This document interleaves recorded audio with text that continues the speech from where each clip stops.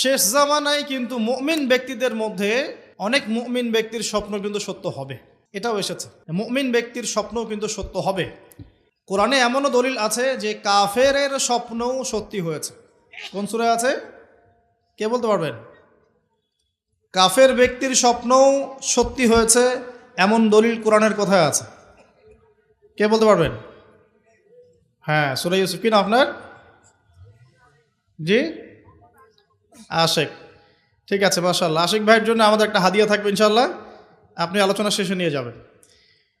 তো ইউসুফ আলাইহিস সালামের যে ঘটনা সূরা ইউসুফ, সেখানে আছে যে অমুসলিম দুজন ব্যক্তির স্বপ্ন সত্য হয়েছে, হয় নাই? একজন এসে বলেছেন আমার মাথায় রুটি, রুটি খেয়ে নিচ্ছে পাখি। আরেকজন বলেছে আমার হাতে ছিল শরাব, এই শরাব আমি পান করাচ্ছি রাজাকে, বাদশাকে। ইউসুফ আলাইহিস সালাম বললেন যে পান করাচ্ছে বাদশাকে সে নাজাত পেয়ে যাবে জেল থেকে, আর যার মাথা থেকে রুটি খাওয়া হচ্ছে তাকে শুলদণ্ড দেওয়া হবে। ঘটনা সত্য ছিল তো? আচ্ছা, এখানে এই দুই ব্যক্তি কিন্তু মুসলিম নন, তারা কিন্তু অমুসলিম। তো যেটা বলছিলাম যে আল্লাহর পক্ষ থেকে মুমিন ব্যক্তিকে সত্য স্বপ্ন দেখানো হতে পারে শেষ জামানায়, বেশি বেশি হতে পারে। তাই যখন ভালো কোনো স্বপ্ন দেখবেন শুকরিয়া আদায় করবেন আল্লাহর কাছে।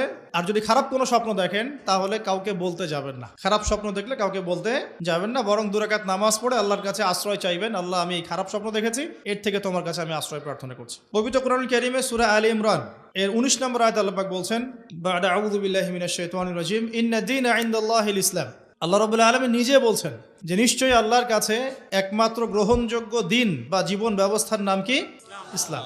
ইসলাম শব্দের অর্থ কি? আমরা বলি শান্তি। সত্যিকার অর্থে ইসলাম শব্দের অর্থ হচ্ছে আত্মসমর্পণ করা। কি করা? আত্মসমর্পণ করা। যে ব্যক্তি আত্মসমর্পণ করে, যে ব্যক্তি ইসলাম পরিপূর্ণরূপে পালন করে, তাকে আমরা বলি মুসলিম।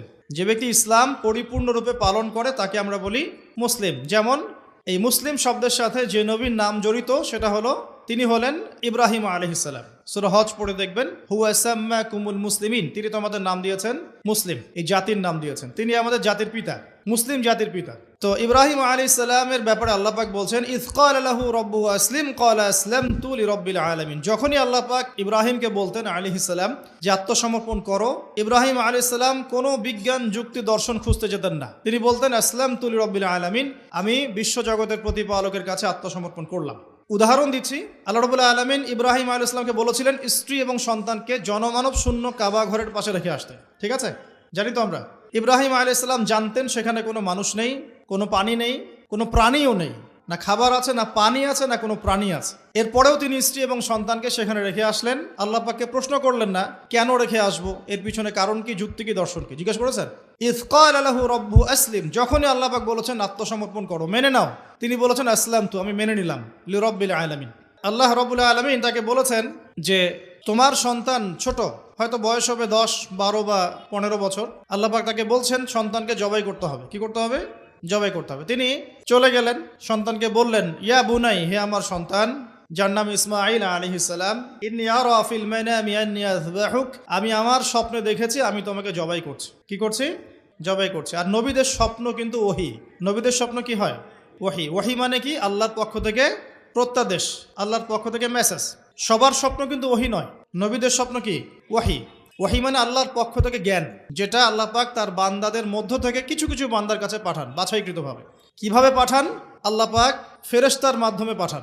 নবীদের স্বপ্ন ওহী। আর শেষ জামানায় কিন্তু মুমিন ব্যক্তিদের মধ্যে অনেক মুমিন ব্যক্তির স্বপ্ন কিন্তু সত্য হবে, এটাও এসেছে। মুমিন ব্যক্তির স্বপ্নও কিন্তু সত্য হবে।